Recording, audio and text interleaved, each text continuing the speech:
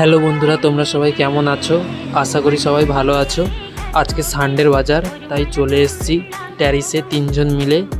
আমার অনেক কিছু জামা কাপড় কাচতে ছিল, তাই জন্য ভাবলাম আজকে সানডের বাজার কাপড়গুলো কেচে ফেলি। কেন, সোমবার দিন আমার কালকে কাজে যেতে হবে, আজকে আমার ছুটি ছিল, তাই জন্য চলে এসেছি ছাদে আমার কাপড়গুলো ধুতে।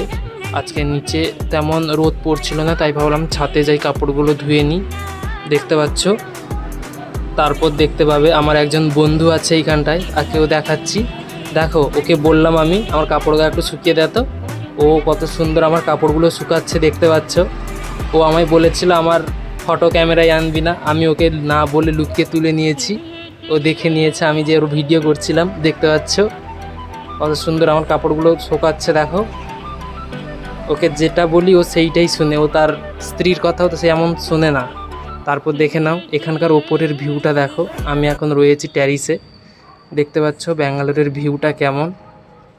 এখানে সবসময় ওয়েদার সেমই থাকে, কিন্তু খুবই ভালো লাগে এখানকার ওয়েদারটা। আর একজন দেখতে পাচ্ছ আমাদের বডি বিল্ডার, ও স্নান করছে। ও শুধু স্নান করার পরে খাবে জন্য পাগল হয়ে যায়, কখন স্নান করবে কখন খেতে যাবে। তাই জন্য শুধু আমায় বললো তুমি কাপড় ধুয়ে নাও, আমি খেতে যাব, আমি তাড়াতাড়ি আগে স্নানটা করে নিই। দেখতে পাচ্ছ ও বডি বিল্ডার স্নান করছে। তারপর দেখতে পাবে আমার একজন হিরো, ও স্নান করবে। দাদার স্নান হয়ে গেছে, দেখতে পাচ্ছ। আর একজন আমার বন্ধু চলে এসছে, এর কোনো মান সম্মান নেই, এই যার পরে স্নান করে। সবাই দেখো, দেখতে পাচ্ছ।